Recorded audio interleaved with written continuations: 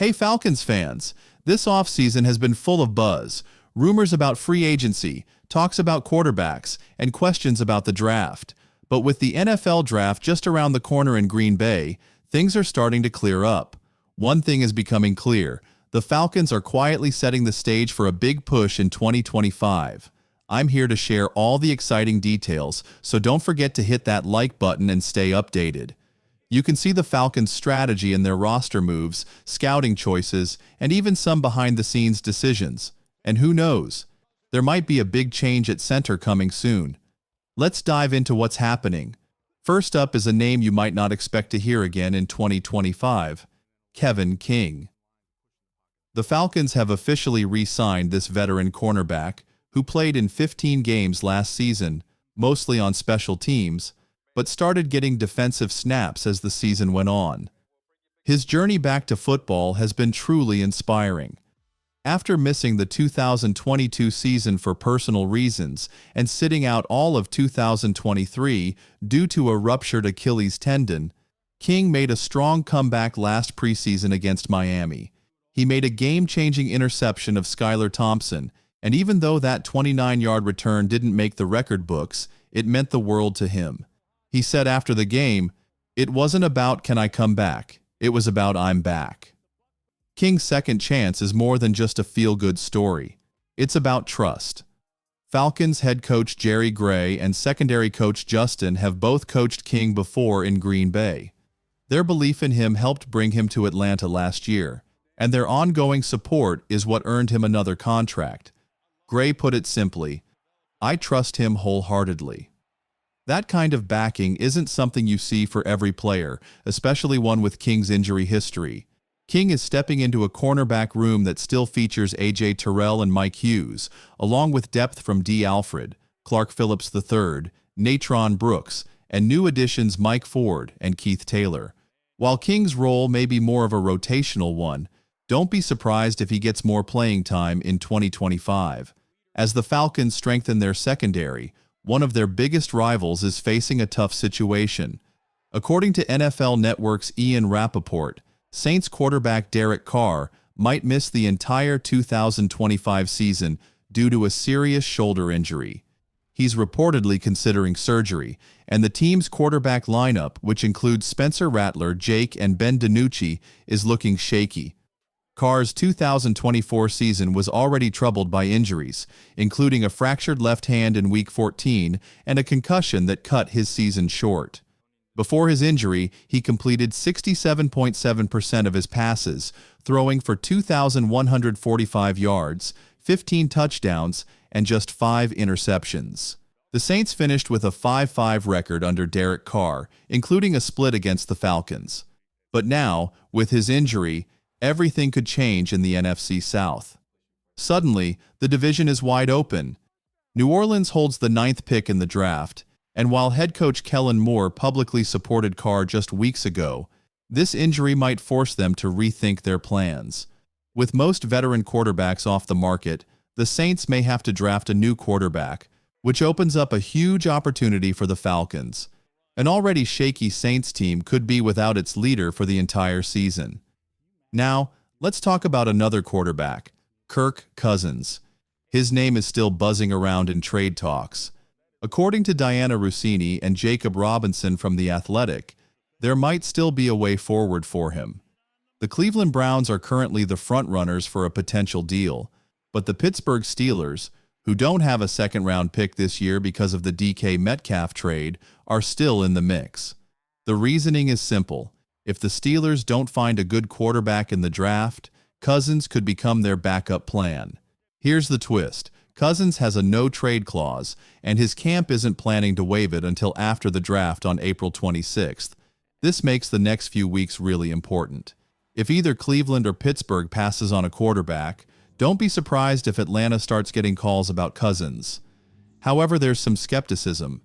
James Palmer from Bleacher Report mentioned that Arthur Smith, now on the Steelers staff and formerly the Falcons head coach, has done his homework and didn't like what he heard about Cousins' performance.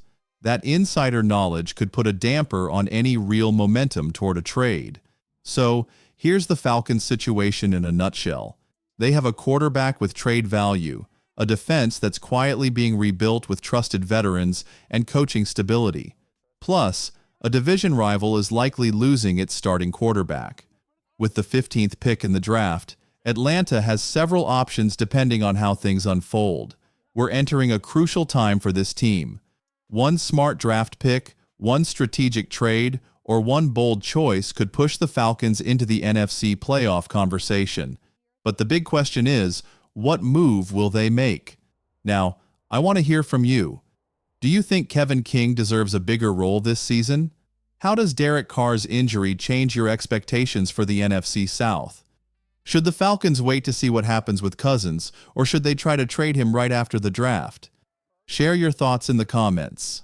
With the dust still settling from the news about Derek Carr's injury and the ongoing speculation about Kirk Cousins, it's hard to overlook how perfectly things are lining up for the Atlanta Falcons to take charge of the NFC South. Even with the Saints potentially missing their starting quarterback and the Panthers and Buccaneers still figuring out their identities, the Falcons know that this opportunity means nothing without action. The front office can't afford to sit back and relax, not when the division is in flux, not with the draft just a week away, and not when every move could determine whether this team finally makes a leap or gets stuck in the same place again. That's why the developments around Cousins are so intriguing. On one side, national insiders like Diana Russini and Jacob Robinson are reporting real interest from teams in need of a quarterback, like the Browns and Steelers. The idea is straightforward.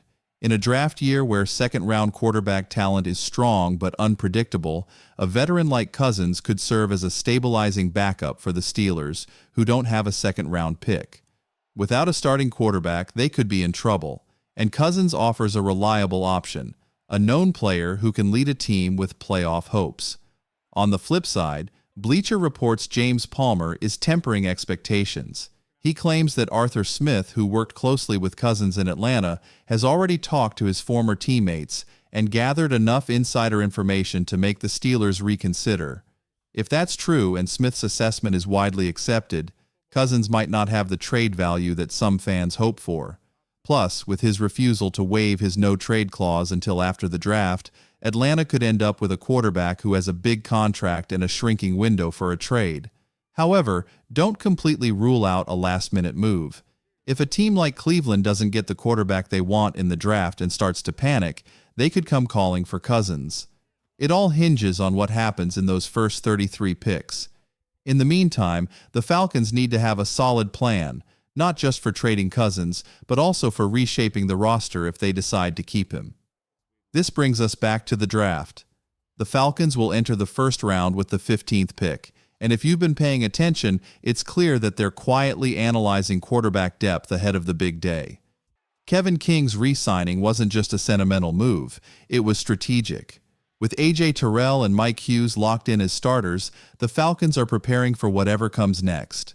The Falcons are making sure their depth chart is ready to handle a long season ahead. With Kevin King back, they gain a player who brings familiarity, experience, and confidence from the coaching staff. Young players like Clark Phillips III and Mike Ford are set to rotate in, but having King in the mix adds a veteran presence with ball skills and size, someone who has already proven himself on the field. Then there's the wild card. How will the Saints respond to losing Derek Carr? With the 9th pick in the draft, they're in a position to target several top quarterback prospects. However, if they go that route, they'll be handing the reins to a rookie, which isn't ideal for a team that's already struggling offensively. Meanwhile, the Falcons find themselves in a surprisingly strong position.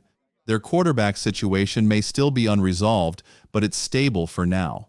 If they play their cards right, by adding pass rushers in the draft, strengthening the secondary, and managing the Cousins situation, they could have a clear path to the NFC South title. Now, it's just a matter of waiting. Will the Falcons decide to release Cousins if the draft goes their way? Will Kevin King become more than just a depth player in 2025?